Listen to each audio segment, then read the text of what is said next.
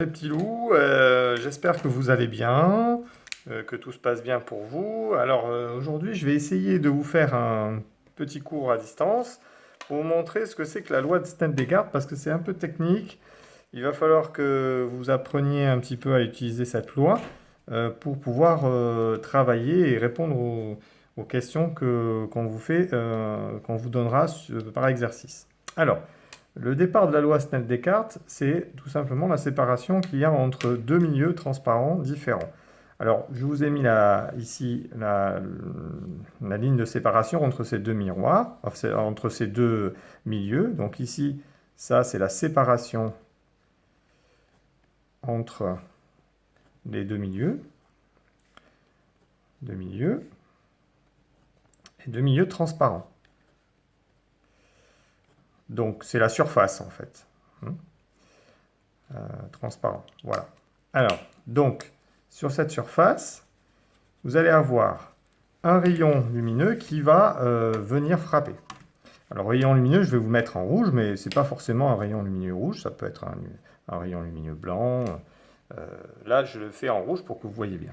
Alors, voilà le rayon lumineux. Il va frapper donc la surface de séparation des deux milieux transparents en un point qu'on appelle le point d'incidence. Donc, la première chose, je vous en avais parlé déjà, ça, c'est le point I, qui est le point d'incidence. Donc I, c'est le vocabulaire, point d'incidence. Voilà. Alors, donc, deuxième chose qu'il faut pour pouvoir traiter ces problèmes, c'est il faut connaître les deux milieux transparents, c'est-à-dire celui qui est au-dessus, là, ici, il faut connaître son indice de réfraction et quel est le type de milieu transparent. En général, on est dans l'air, et puis ici, on va être soit dans l'eau, soit dans du plastique, soit dans du verre. Donc on va prendre le cas habituel. Ici, vous êtes dans l'air, et je vous avais envoyé dans les fichiers précédents les indices de réfraction de chaque milieu transparent. Pour l'air, c'est facile, c'est 1. Alors je l'appelle N1 parce que c'est le premier milieu que traverse le rayon lumineux. D'accord? Donc N1 étant donc l'indice de réfraction du milieu 1. Pour l'air, c'est toujours 1. C'est pareil pour le vide. Donc c'est facile à se rappeler. Pour le milieu 2, c'est-à-dire celui qui est en dessous, donc je fais la petite séparation entre les deux, comme ça, pour bien vous montrer qu'il y a une séparation, qu'il y a par exemple une limite. Donc ici, pour le milieu 2, on va l'appeler N2, hein, c'est l'indice de réfraction N2, et on va dire que c'est du verre. Voilà, le cas typique, c'est du verre. Alors, je vous avais dit, l'indice du verre, c'est 1,47 dans la fiche que je vous ai donnée, mais il faut faire attention parce que ce n'est pas toujours 1,47, ça sera donné dans les énoncés, hein, en règle générale. Voilà. Alors, qu'est-ce qui se passe quand on a un rayon lumineux qui change de milieu de transparent? Eh bien, il va changer d'orientation. C'est-à-dire qu'au lieu d'aller tout droit, comme ça, hein, tac, voilà, ben, en fait, pas du tout. Il va s'incliner. Alors, en règle générale, il va se rapprocher.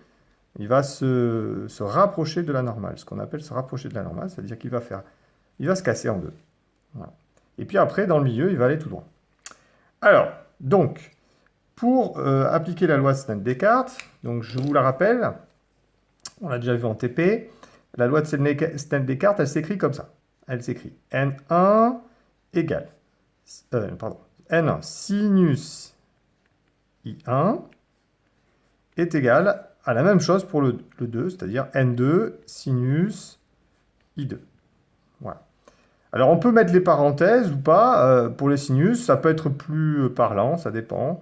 Donc on met les parenthèses ici, voilà, pour bien montrer que la valeur de l'angle I1, c'est dans le sinus qu'il faut la mettre. Alors le problème, c'est que j'ai bien dans mon problème N1 ici et N2, donc je connais bien, par contre je ne connais pas I1 et I2. Alors qu'est-ce que c'est I1 et I2?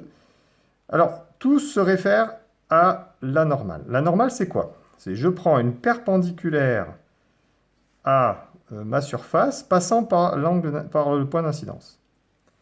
Donc ici, je vais faire une droite imaginaire. qui passe par I et qui est perpendiculaire à elle-même. D'accord?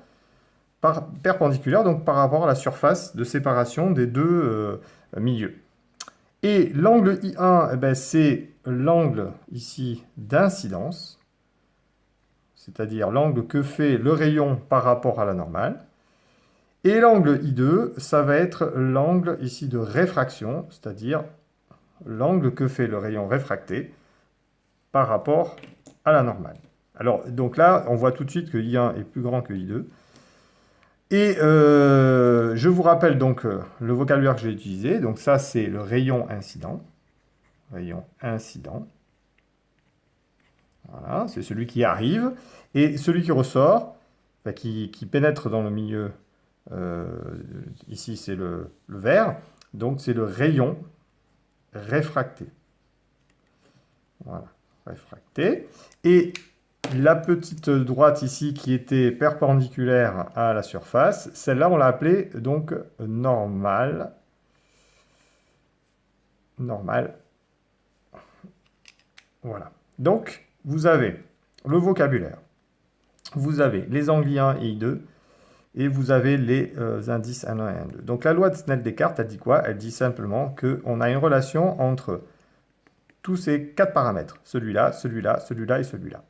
Donc si vous en avez trois, par exemple si vous avez I1, N2 et I2, on peut, dans un exercice, vous demander N1.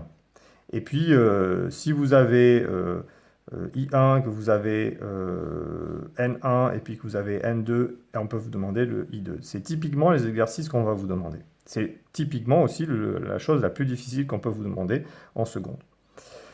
Voilà. Ça, c'est pour la présentation de la loi de Snell-Descartes. OK? Alors après, je vous ferai une vidéo où vous allez voir comment on s'en sort par rapport à ça pour faire un exemple concret. D'accord? Alors à tout à l'heure.